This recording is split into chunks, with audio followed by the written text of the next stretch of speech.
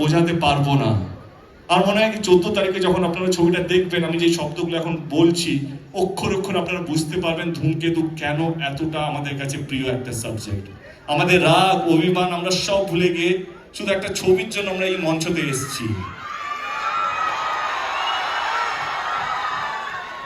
বিশ্বাস করুন, আমরা হয়তো আরো ছবি করবো, লেডি সুপারস্টার থেকে লেডি মেগাস্টার হবে, আমি হয়তো অন্য কিছু হব, কৌশিক গাঙ্গুলি হয়তো আরো 40-50টা জাতীয় পুরস্কার পেয়ে যাবে, রানা সরকার হয়তো আরো অনেকগুলো ছবি করবে।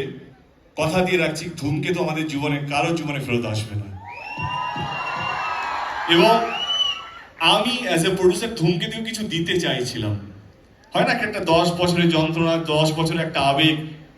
I also want to give something to ধূমকেতু। আজকের ইভিনিংটা আমার এই ছবিকে দেওয়া, এবং এই শ্রোতা যারা তোমরা বা যারা দর্শক যারা হয়তো আমাকে এখন লাইভ দেখছে বা রেকর্ডেড ভিডিও দেখবে, ডিলেট ভিডিও দেখবে, এটা আপনাদেরকে ট্রিবিউট জানানো।